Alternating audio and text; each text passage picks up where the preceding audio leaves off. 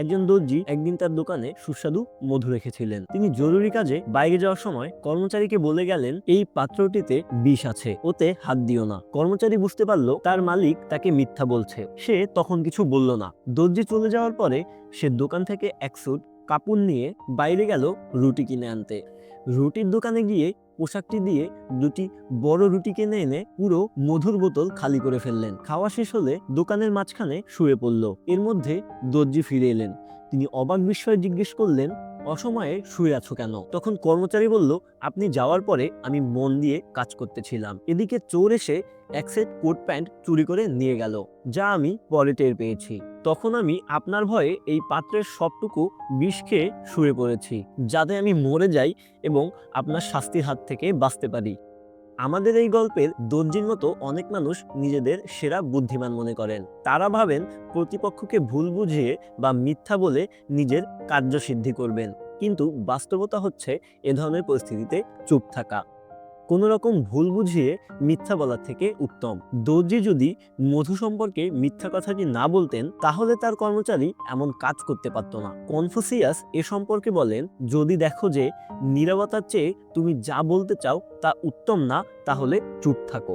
এমন অনেক ব্যাপার আছে যা ঘনিষ্ঠতম বন্ধুর সাথেও শেয়ার করা উচিত নয়, কারণ সেজন্য আপনাকে চড়া মূল্য দিতে হতে পারে। কনফুসিয়াস ছিলেন চীনের সবচেয়ে বিখ্যাত শিক্ষক, দার্শনিক এবং রাজনৈতিক তত্ত্ববিদ, যার ধারণাগুলো পূর্ব এশিয়ার সভ্যতাকে দারুণভাবে প্রভাবিত করেছে।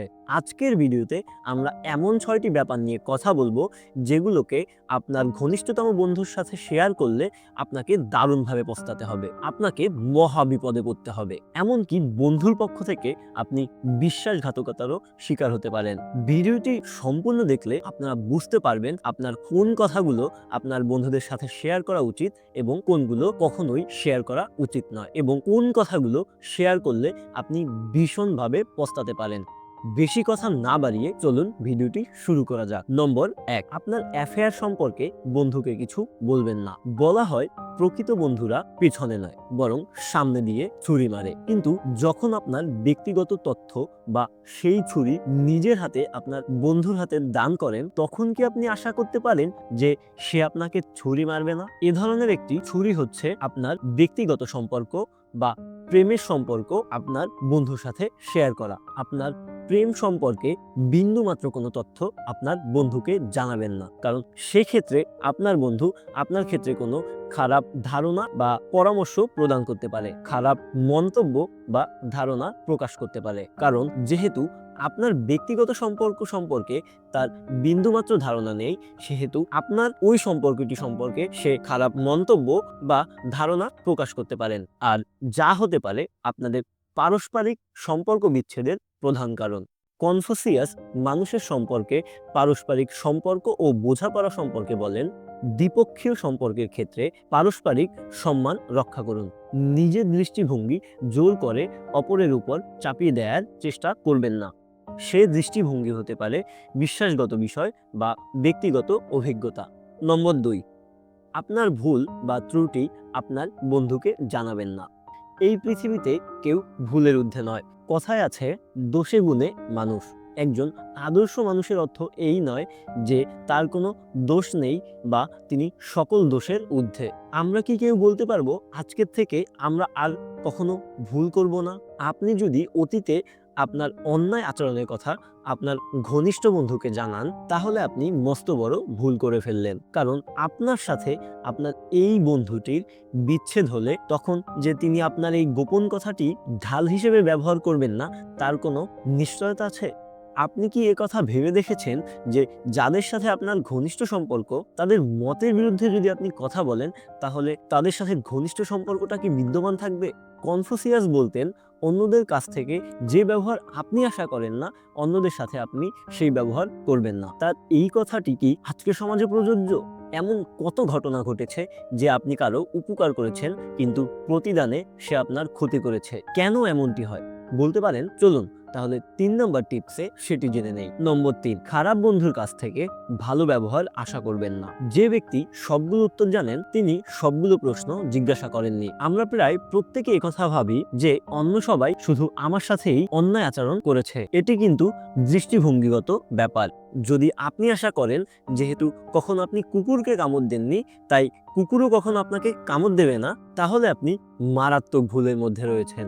তাই আপনি যদি কোনো খারাপ মানুষের কাছ থেকে ভালো ব্যবহার আশা করেন তাহলে তাও একই রকম হয়ে যায়।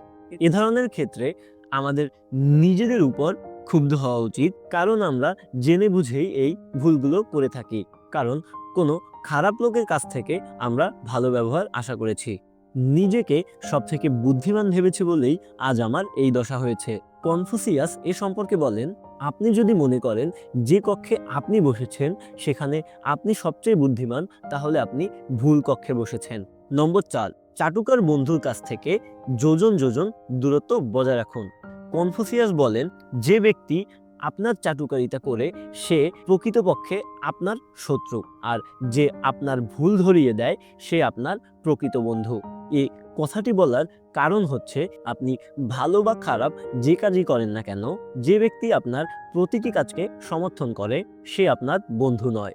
কারণ হয়তো আপনি কোনো ভুল সিদ্ধান্ত নিয়েছেন যার জন্য ভবিষ্যতে আপনাকে পস্তাতে হতে পারে, যেখানে ওই ব্যক্তির উচিত ছিল আপনাকে সতর্ক করা, কিন্তু তার পরিবর্তে তিনি আপনাকে সমর্থন করছেন।